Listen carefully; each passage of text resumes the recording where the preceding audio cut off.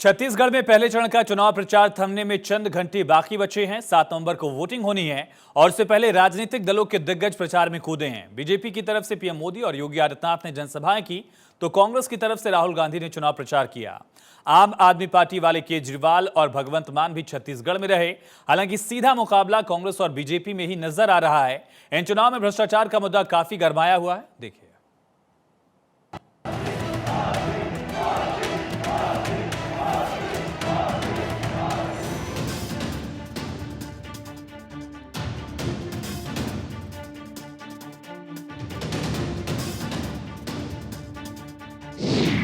90 seat का रण, जनता किसके संग?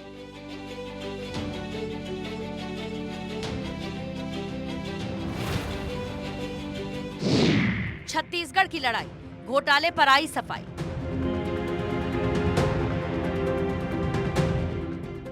गंभीर है छत्तीसगढ़ की फिजा, गंभीर है सियासी हवा। साथ लिए हैं तुड़ीर और धनुष पर चढ़े हुए हैं राजनीतिक तीर। घोटाले की बात है, विकास का साथ है, योद्धाओं ने लिया है संकल्प, अब होगी आर पार की जंग। 3 दिन बाद मतदान है, नेताजी परेशान है, वोट मांगने के लिए बड़े सूरमाओं को बुलाया है। छत्तीसगढ़ में सरकार बनाने का समीकरण सजाया है। हर सीट है अहम, इसीलिए किए जा रहे हैं सारे जतन। दिल्ली से दुर्ग तक घमासान हो रहा है, कभी घोटाले तो कभी आदिवासियों पर संग्राम हो रहा है। जिन्होंने छत्तीसगढ़ के गरीब को लूटा है, उस पर कार्रवाई होके रहेगी।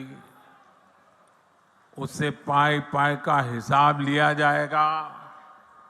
मेरे परिवारजनों, छत्तीसगढ़ की भ्रष्ट सरकार ने एक के बाद एक घोटाले करके आपका विश्वास तोड़ा है।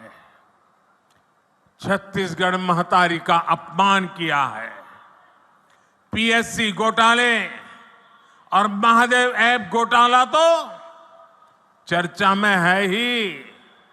कांग्रेस सरकार के रिपोर्ट कार्ड में घोटालों की कमी नहीं है। इस देश की सारी जमीन,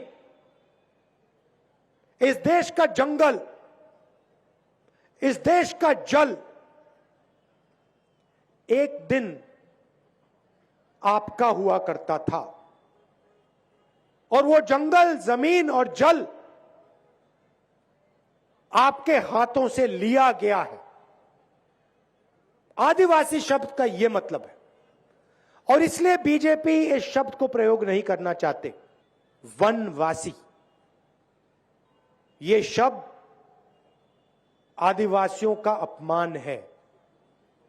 इस शब्द को कांग्रेस पार्टी कभी नहीं स्वीकार कर सकती।